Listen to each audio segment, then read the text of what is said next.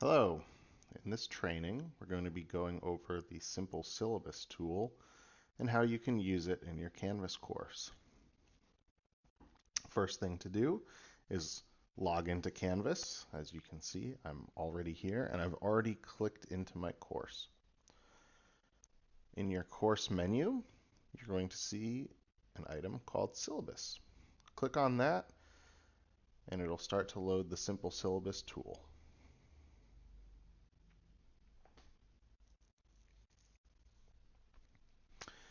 Now, parts of your syllabus are already automatically generated based on the course you're in, which is great. This is information that, normally you'd have to edit and fill out every semester, and now it's just filled out for you. So you'll see here, I have the name of my course, the CRN, the instruction method, and the dates and times and rooms when the course takes place.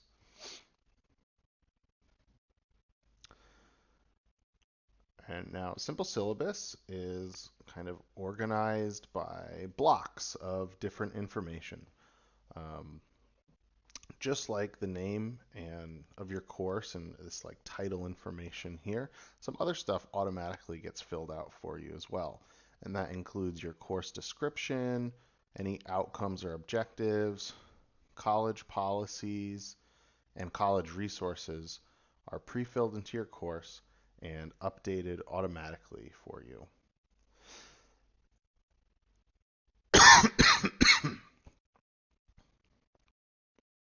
If I scroll down here, I can get to the first block.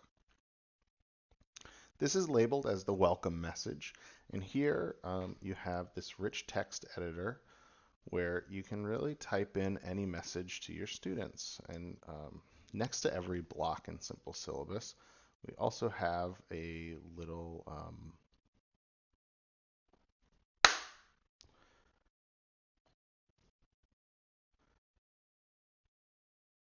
next to every block in Simple Syllabus, we also have like a little tutorial area just giving you some ideas on how you can fill out that block, as well as links to little YouTube tutorials showing you some of the different things you can do either with the rich text editor here or with some of the tools in other blocks. And you'll also notice right underneath the title of a block, you have a little toggle for whether or not this block is visible or invisible. If a block doesn't have anything typed into it, even if it says visible here, since there's no content, that's not going to show up for your students in the finished syllabus anyway. But if you have a block that you don't want students to see, you can just toggle it invisible, and you'll see here it says it's saved. Now, a little caveat with this, certain blocks always have to be visible and you're unable to change that. And this is based on the contract of your course. Um, so if there are certain items that the contract says have to be in your syllabus, um, these can't be made invisible. So I'm going to fill out a little welcome message here. Um, if you notice at the top, this is for a United States history course. And today I'm George Washington. So, hello class, welcome to my course. Please check out the rest of the syllabus. What's really cool about having Simple Syllabus as like an online syllabus instead of just like a Word document or a PDF that we used to have, you can link videos and students can interact with that right in the syllabus without having to like copy and paste the URL somewhere else. So here I can insert a video and I have some options. I can either paste in the URL from like YouTube, or I can even click on the cloud icon and maybe I have a video just saved on my computer that I want to drag and drop into here for my students to view. For now, I'm just going to paste a YouTube video in here.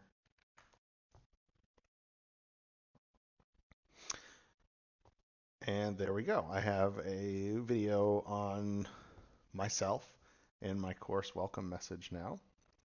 So I'm going to continue scrolling down through the syllabus now and take a look at some of the other things we have in here. Up next is instructor information. As I said before, certain things in the simple syllabus are locked to visible based on your contract. So every syllabus has to have the instructor information available and that is locked to visible. And you'll see here, it also pre-fills my name and Bristol email in the instructor information. Now, if I want to add some more information there, or maybe make a small edit to my name, I can click on the pencil. And here I can add an image, pronouns, phone number, office hours, and office location. So I'm going to fill out some of that stuff now. I'll add an image. I'll click there. And now I can drag and drop something from my computer. Add a picture of George Washington. For office hours, I can put Monday, 2 p.m. to 5 p.m. And my office location is the White House. And then I'll click Save. And this is what my students will see now when they get to the instructor information area of my syllabus. As you see here, there's a way to add a new instructor. So if you have a TA in your course, or maybe a librarian helping out, or even if your course just has multiple faculty in it, you can click on the pencil here to add a new instructor. I'm going to add John Adams.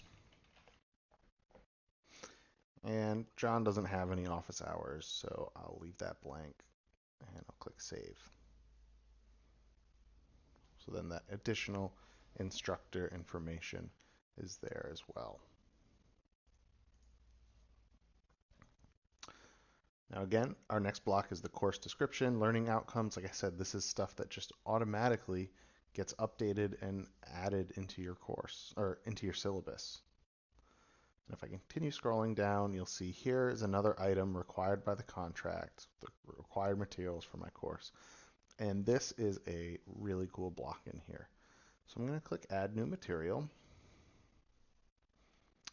And we're going to start off with a book.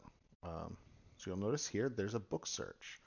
I can type in the ISBN or title of a book, and it will appear here, and I can click on it and then pre-fill some of that information. So we'll say now I want my students to read The Hobbit for this course. You'll see here it comes up with a few different versions of the book, so I can scroll through and choose the edition that I want. It'll automatically place the picture there, include the title of the book, the ISBN, authors, publishers, date, etc. And also, if I wanted to, I could fill out some additional information like the type of resource, the exact edition number, or then again, I have another field for just additional information. You can really type out anything there. And then when I'm done filling out that material, I can click Save. If there's another material that I want my students to have in this course, of course, it doesn't have to be a book. I can hit Add New Material. I don't have to use that book search. I could really type in anything I wanted. So I also want my students to read the Declaration of Independence. So I can just type this in here. I can add an image, same as before, straight from my computer.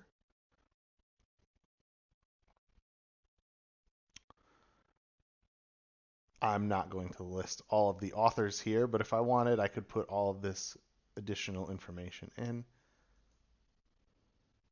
and then click Save.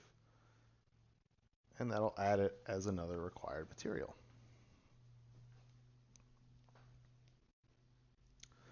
Scrolling down, we have supplemental materials, so maybe just additional materials you want to suggest to students. This isn't a required area, but it's just there if you'd like to use it. Then we have our teaching procedures, and this is just that rich text editor where you can put in any kind of information there. Next up is our criteria for evaluating student performance. Here we have a table pre-made for you. You can change all of the data in this table or delete the table entirely and write out your own stuff there. We have the basis for student grading, which is pre-filled with Bristol's default grading schema. If you're in a class or a program that uses a different schema, you can come into here and change the values in the table really easily. As you'll see, as soon as I click into this cell, I can start editing the value as well as any options here to change the color or add additional cells or remove the table.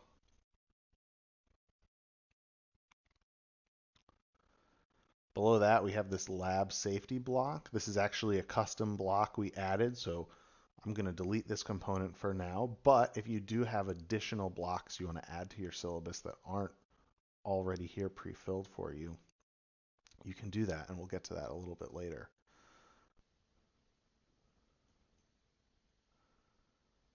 We have our attendance and participation block, the contingency plan block, interaction and communication,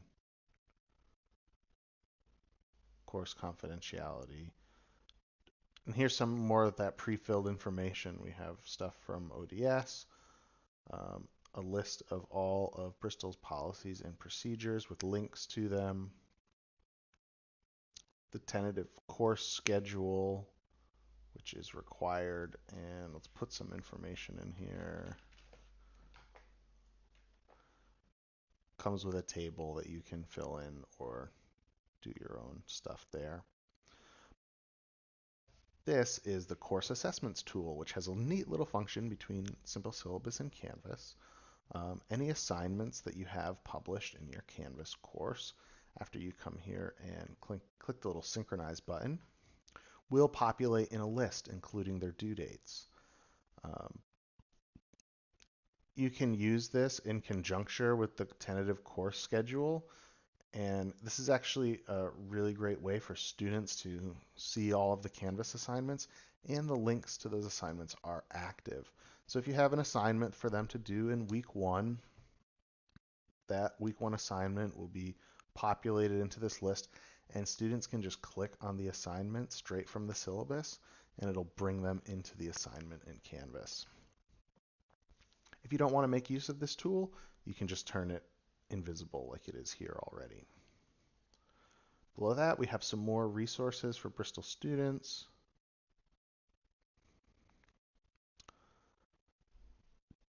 The Bristol One book, which you can choose to have visible or invisible. And then a little subject to change block down at the bottom, just stating that you reserve the right to amend the syllabus if necessary. That is defaulted to on. So that is kind of all it is for the pre-filled stuff in Simple Syllabus. Now, I mentioned earlier that maybe there's something you want in here that you didn't see in any of these pre-filled blocks. So it's really easy to add things to your Simple Syllabus. You'll see up here at the top, I have a plus button, and I hover over it. It says Add Component. So I can click on that and add a new component in here.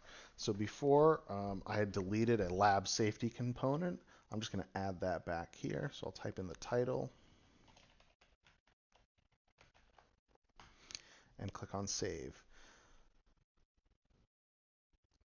Now whenever I add a new component, it's immediately going to be brought to the bottom of my syllabus. But if I want to reorder that, it's really simple. I just click on the Reorder Components button. And then I get this kind of list view of everything in my syllabus, and I can just drag and drop these components. So maybe I want my lab safety closer to my required materials area. I can move it up there, and then that's it. I'll just click back into my syllabus, scroll down, and now lab safety is right underneath my required materials.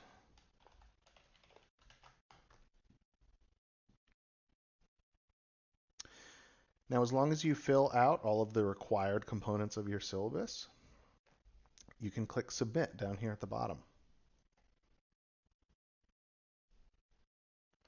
There's going to be some confetti and some shareable links for your syllabus if you want to send them out in an email. I'm going to close those links, and then you can see the completed syllabus here. So syllabus get a little table of contents, which is super nice and accessible and easy for students to get through the syllabus. So, if I'm coming back here and I want to look at Bristol's policies, I don't want to spend time scrolling through the whole page. I can just click on it in the table of contents and get brought right there. If I go back to the top of my syllabus, there's a print button, which you can click on to bring up a PDF version of the syllabus. This is great for downloading and turning in at the beginning of the semester to that checklist for your dean. So after hitting print and opening up this PDF version, I can just click the download or save as button, whichever you have on your computer, in usually the top right corner of the screen.